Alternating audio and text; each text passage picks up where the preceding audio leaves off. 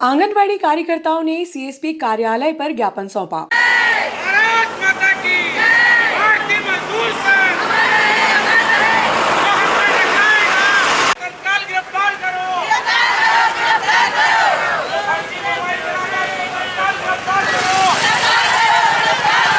भारत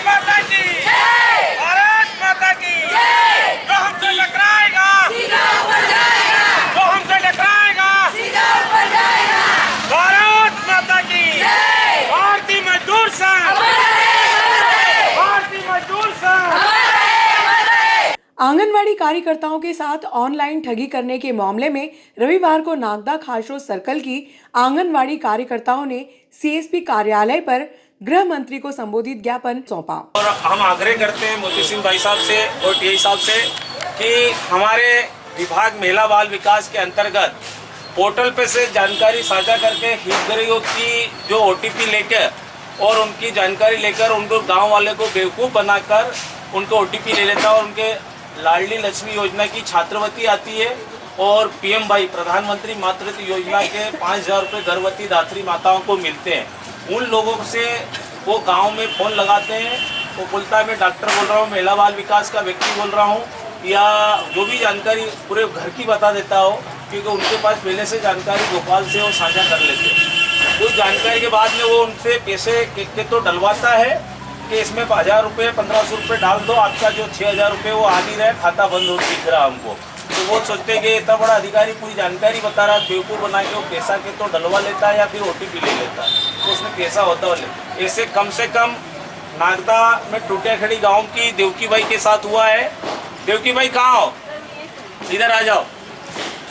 टूटियाखेड़ी में हुआ है देवकी भाई के साथ और यशोदा जी भाटीसुड़ा, इन 2 लोगों के साथ हुआ और कई लोगों के पास फ़ोन आए हैं। तो हमने माननीय गृह मंत्री जी के नाम सीएसपी साहब के द्वारा ज्ञापन देना चाहते हैं कि उस जो नंबर दिए हैं, मोबाइल नंबर आए हैं, उस पर तत्काल आपके द्वारा कार्रवाई करके उनको पकड़ने का प्रयास किया जाए कि हमारी एक सीधी साधी बहनें हैं ग्रामीण क्षेत्र में और इनका अगर पैसा या इनके हितग्राही का पैसा निकल जाए तो गाँव वाले इनके माथे आएंगे, तुम आंगनवाड़ी कार्यकर्ता तो हमारा पैसा किससे निकल गया तुम्हारे नाम से। तो आपसे यही अनुरोध और निवेदन है कि ये यशोदा जी बताइए आपके साथ क्या हुआ। सर मेरे पास फ़ोन आया था, बोले कि आप ग्राम भाटीसुड़ा की कार्यकर्ता हो। मैंने बोला हाँ। तो बोले आपके यहाँ पर हितग्राहियों को टीका लगा है। मैंने बोला हाँ। बोले खाना नाश्ता मिलता है। मैंने बोला हाँ मिलता है। बोले THR के पैकेट आए क्या? मैंने बोला अभी नहीं आए हैं, आने वाला है। तो फिर बोलते हैं कि ये रानू उमेश है, ये आपके इधर की है। मैंने बोला हाँ सर मेरे इधर की है। तो बोले आप लाइन पर बने रहिए, हमसे इनसे बात करनी है और मेरे को भी उन्होंने जोड़ लिया और हितग्राही से बात करी। फिर उसका फ़ोन नहीं लगा, फिर दूसरे से करें, दूसरे का नहीं लगा, तीसरे से करें, तीसरे का नहीं लगा, चौथे का नहीं। और फिर जब वो जानकारी लेता है, एक का फ़ोन लगा, उसने जानकारी पूछी उस हितग्राही से, तो उसने मेरे को म्यूट कर दिया और उसके बाद उसने पैसे किया। जितने में मैंने फ़ोन बंद करके सभी हितग्राहियों को फ़ोन लगाकर बोला कि आप पैसे वैसे किसी को देना मत और खाता नंबर मत देना।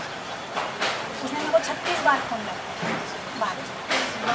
रिकॉर्डिंग पे। तो पहले मेरा लड़ाई वो आया ने मेरे को बोल रहा कि तुम्हारी आंगनवाड़ी बंद करो, 1:30 बज गई, बंद करो, दरवाजा लगाओ। इस करके उन्होंने दरवाजा लगाया। फिर 2-3 छोरे आए, उन्होंने भगा दिया। वो लड़ाई खत्म हो गई। 3 दिन बाद वापस आया सर, फिर लड़ाई करने लग गया। आवेदन दिया है बिल्लाग्राम थाने में, तो मगर सर है ना कुछ हुआ नहीं उस दिन फिर हमको जमा मतलब है ना, वो मेरे को मारने लग गया, मैं उसको मारने लगी। सर ऐसे जमा जुटी हुई थी। हाँ, फिर मैंने 100 नंबर गाड़ी को फ़ोन भी लगाया सर, तो गाड़ी आई थी वो भूल गया। केंद्र पैसा नहीं होना चाहिए, केंद्र पैसा नहीं होना चाहिए। एक मिनट, एक सब मत बोलो सर। अभी क्या आवेदन भी दिया फिर वहाँ पे थाने में। सर अभी क्या चल रहा है कि ठंड का मौसम बड़ा, गांव में जो शरारत के लोग दारू पी के सांस की जगह में आ जाते हैं, तो कई किराने की दुकान पे दारू मिलने लगती है। तो थोड़ा सा एक तो आपकी गश्त लगा के दुकानें चेक करवा दीजिए पूरे नागदा तहसील के आसपास के गाँवों में, क्योंकि ये जो लोग हैं शरारत करके, जैसे कि तो शाम को पीते हैं या सुबह पीते हैं और वो आंगनवाड़ी या स्कूल पानी भी वहीं मिल जाता है फ्री में उनको, और ये लोग वहाँ भटकते रहते हैं। तो हमारा आपसे निवेदन, एक बार पहले भी आपने गाड़ी भेजी थी, हमने आपको बताया। तो अपने देखो साहब के नंबर में आप सबको दे दूंगा, आपका नाम भी नहीं आएगा। अगर कोई ज़्यादा परेशान करता है पीने खाने वाले व्यक्ति गाँव में, तो आप लोग साहब को फ़ोन करके बताना। अगर कोई नाली टूट गई, नहीं ये टूट गई, ऐसी बात मत करना। जो व्यक्ति आपको परेशान करता है दो नियत से परेशान करता है। एक महिला है और पी के आ जाता है, उसको सोचता है महिला क्या करेगी। तो आप लोगों सब चीज़ से डरना मत, अपने साथ में पूरा शासकीय विभाग, पुलिस विभाग साथ देगा। और माननीय मोती सिंह जी भाई साहब सबके नंबर दे दूंगा। मोती सिंह भाई साहब आवेदन है, अभी तक वो ऐसे दे नहीं आज ही बात रहा है, करें। सब उसको पकड़।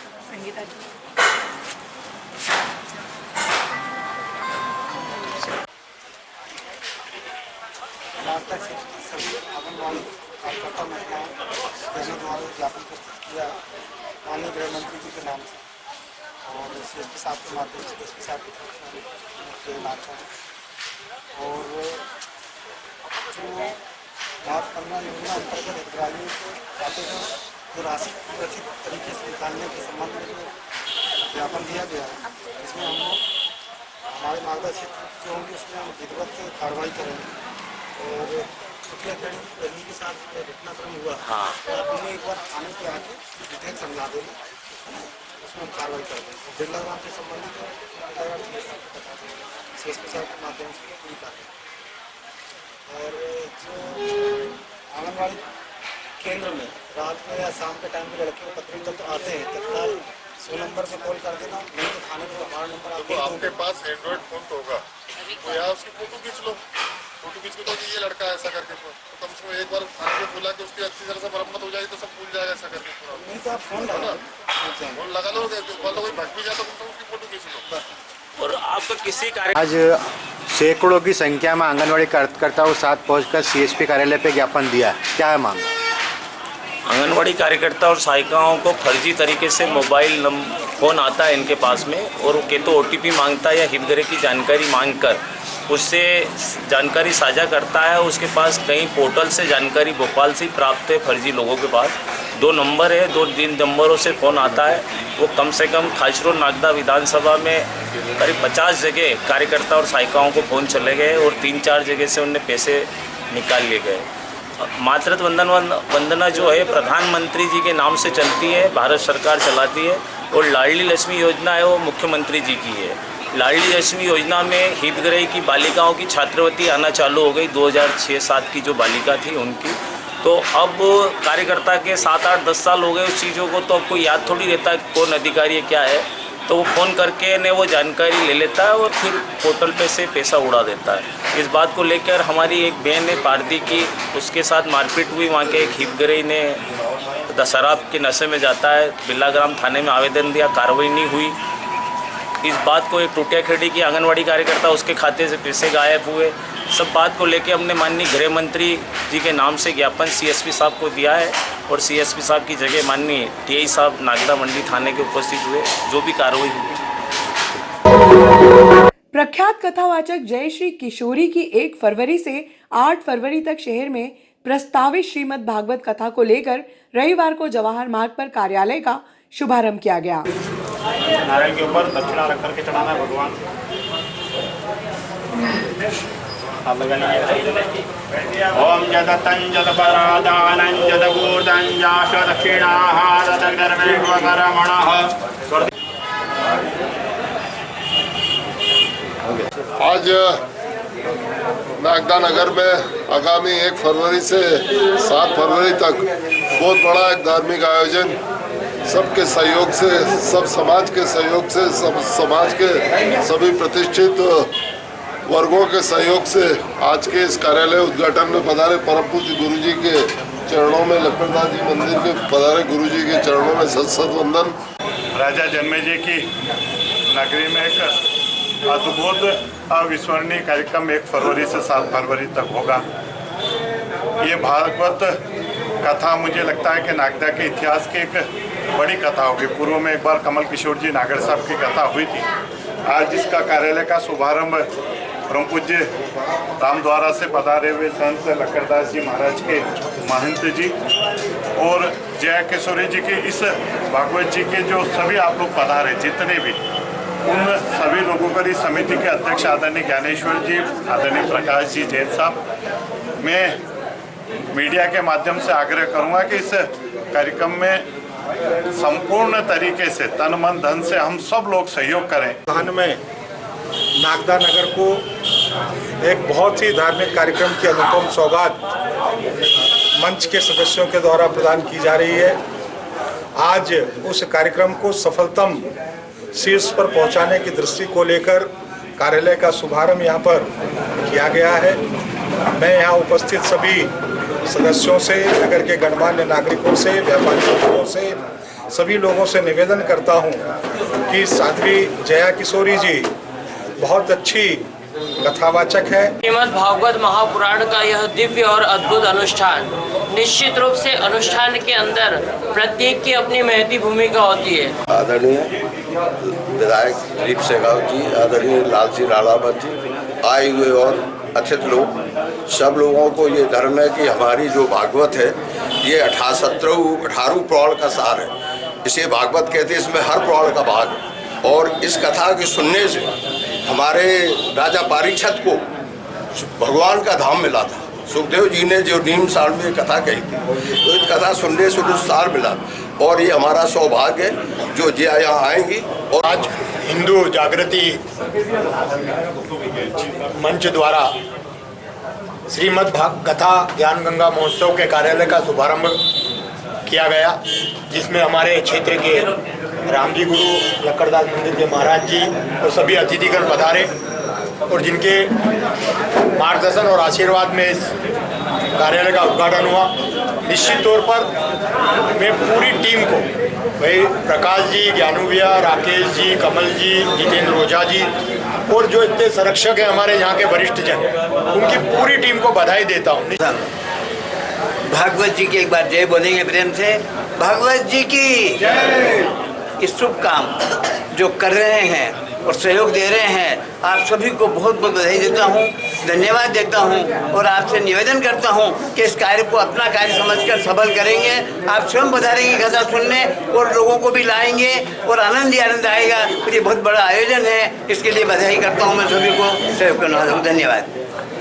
चरण वंदना करते हुए मैं संतों के द्वारा अपना अमूल्य समय देने के लिए उनका आभार व्यक्त करता हूं कि हमारी समिति को इस पूरे शहर के आयोजन को उन्होंने सफल बनाने के लिए हमें आशीर्वाद दिया। राधे राधे।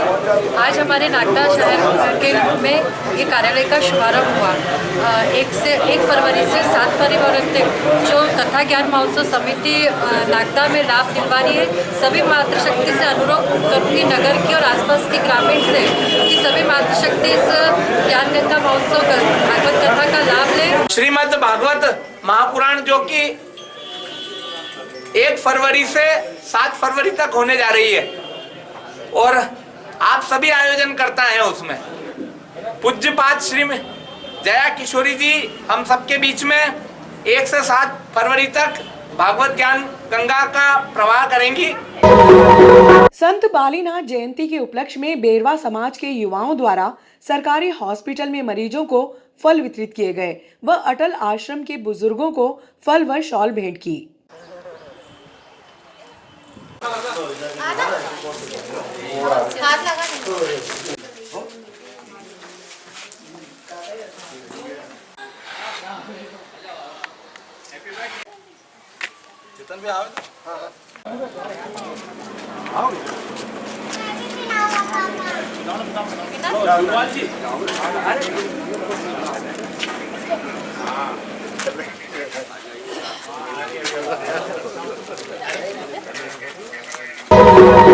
कर्नाटक के राज्यपाल डॉक्टर थावरचंद गहलोत ने शनिवार की दोपहर में दशहरा मैदान स्थित शीतलानंद व्यायामशाला का निरीक्षण किया।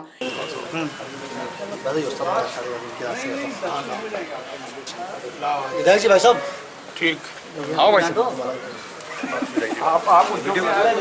आज बहुत ही हर्ष का विषय है कि हमारे भाई साहब हमारे बीच आए और भाई साहब के जैसे आज अखाड़ा है इस रूप में वो जबकि शहर का सबसे पुराना अखाड़ा था। काफ़ी समय से हम मांग कर रहे थे कि इस अखाड़े की कोई सूद ले और भाई साहब ने इसकी सूद ली और अखाड़े का आज दिशा बदल दी।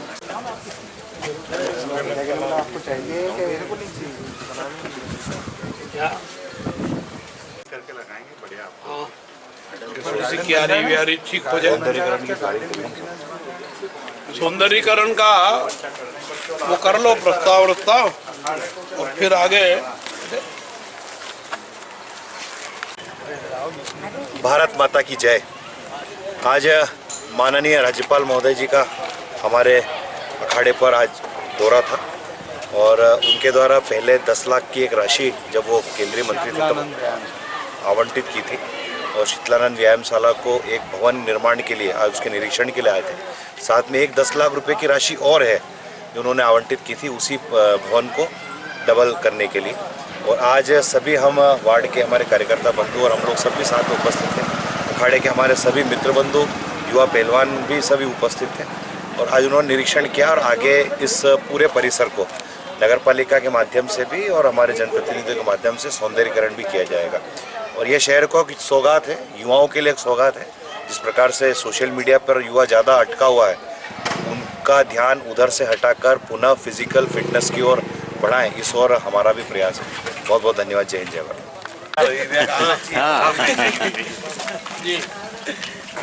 ठीक।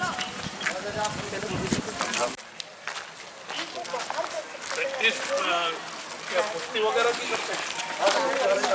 ये तो हथियार चलाने में भी भैया सामने से हटना, रवि भैया थोड़ा सा हटना, रवि भैया। बोलो शीतल गुरु महाराज की जय।